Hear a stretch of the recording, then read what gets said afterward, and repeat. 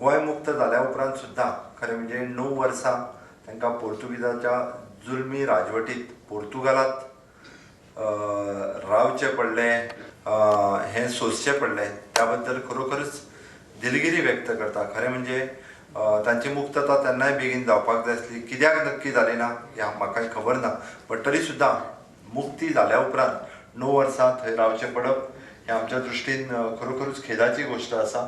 तेंच न्ही तर तेज्या वेळार तांच्या बरोबर आनी कितलेशेच स्वतंत्र सेनानी जे 8 वर्सां 9 वर्सां म्हणजे खरें म्हणजे मुक्तीची फळां आमी सगळ्यांनी भोगली। म्हणजे 61 गोंय मुक्त जाल्या उपरांत आमी मुक्त जाले, बट जे गोंयच्या मुक्ती खातीर लढले ते पोर्तुगीजांतल्या खंय तरी थंयसर जेलीन बंदखणीन खूब वर्सां उरले।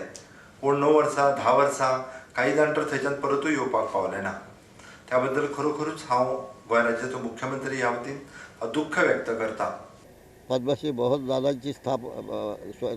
दादांनी स्थापन केलेल्या स्वामी विवेकानंद जीवन ज्योत संस्थेचा अध्यक्ष, या संस्थेच्या कार्यकारीचे सदस्य यांच्यातर्फे मोहन दादांना श्रद्धांजली अर्पण करतो। त्यांच्या आत्म्यास शांती लाभो हीच परमेश्वराकडे प्रार्थना। महान क्रांतिकारक देशभक्त हांव मागता की त्यांच्या आत्म्याक परमेश्वरान शांती दिवची।